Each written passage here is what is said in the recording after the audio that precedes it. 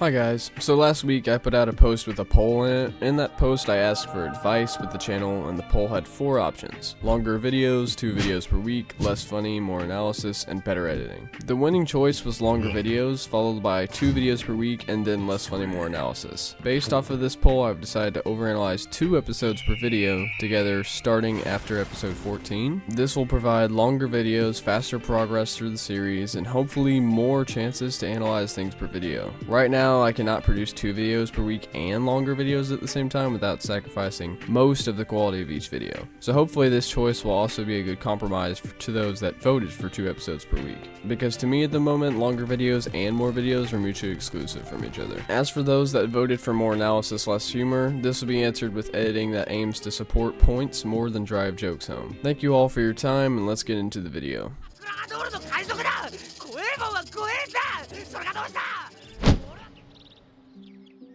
The shape of the fence line and the road here together kind of look like a baseball. Anyway, we return to find most of the crew still next to this fence line with nothing else better to do. I think that they're on a different part of the fence than last episode because there aren't as many trees in the background and the town isn't as close to them.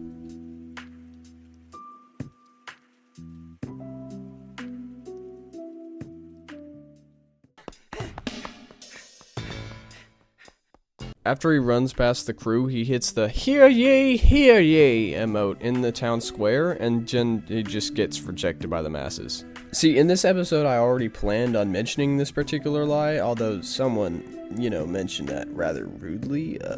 But anyway, throwing that off to the side, what I was going to say, and what I still am going to say, is it's kind of a well-established theory / just thing that Usopp's lies are destined to come true in some shape or form. And literally the first lie we ever hear him spout, and the one that he probably says the most often, at least leading up until this point in his life, is that pirates are invading this village. And lo and behold, his whole conflict right now is that pirates are invading the village. So it really, by coming true, came back to shoot him in the foot, and it also shot him in his other foot because no one believes him because he lied every other time.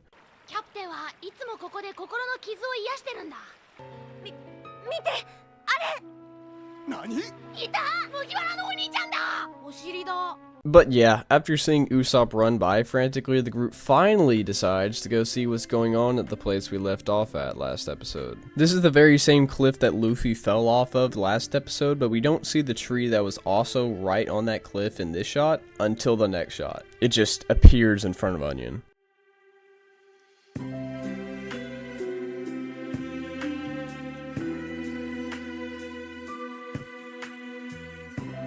Luffy is farther from the foot of the cliff than he was in the last episode. Here's a back-to-back shot to show that.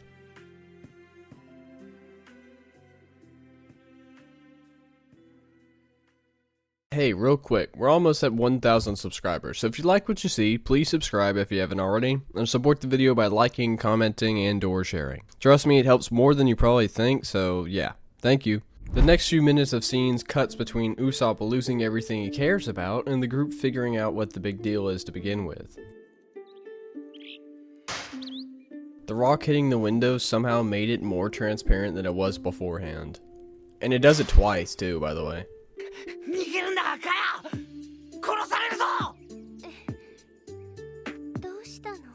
Think about how ridiculous this must actually sound to her. From just about every logical angle, he's proving Klahadore right by saying all this because it will only come off as an attempt to paint him as a bad guy after being confronted by him earlier. The writing here from an emotional standpoint alone is just amazing.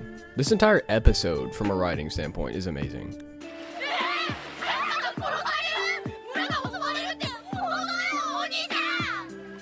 Luffy's just holding his hat here for a few seconds in this shot before it cuts to him even putting it on. It's like he's doing a ritual before putting it on. Okay, so with this shot we see Luffy facing like the water, and away from Zoro, but he somehow magically rotated right here to face Zoro and to face going along the coastline. And now his body is back to how it was. Funny thing though, the hole from where he fell is still there. 南の海に住む巨大な金魚と戦った時の話だ。まず驚いたのはあの糞のでかさと長さだ。 This is a repeat of an old lie from a previous episode, almost like they're really trying to keep this particular lie in our memory for later. Also, that's the reason I'm not going to put it on the lie counter, because it was already shown as a flashback before anyway. とにかく俺を信じろ。この村から逃げるんだ。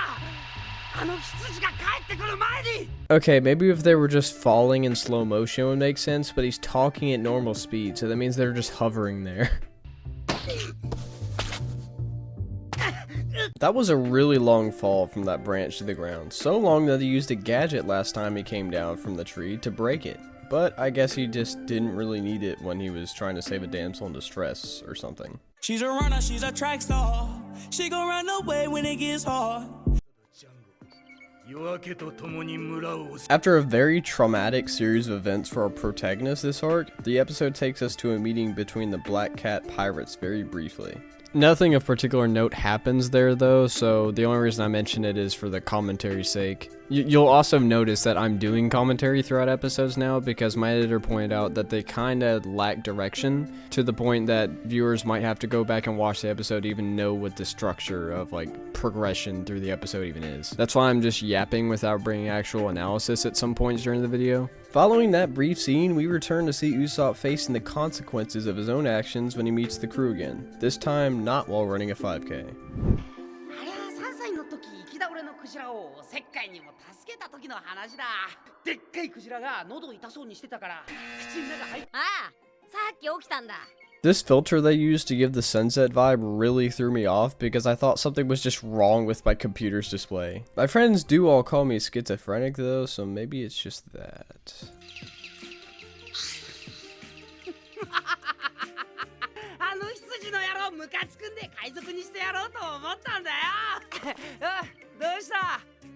俺ちょっとキャプテンを軽蔑するよ。 Okay, this is just peak writing, because he's still holding his arm back as they're trash talking him right now about like not, yeah, it's crazy.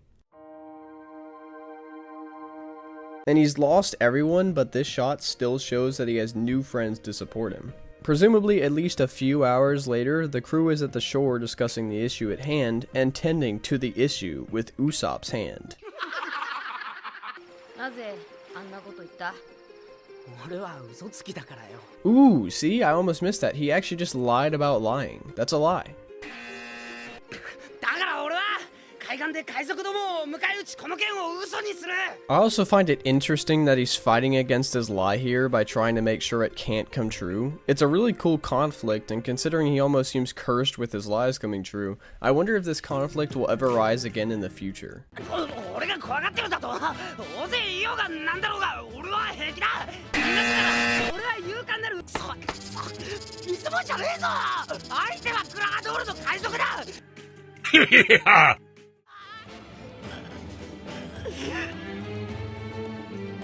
Okay, at this point, it's like I was just destined to do this, because the show keeps making shots that were meant to be thumbnailed.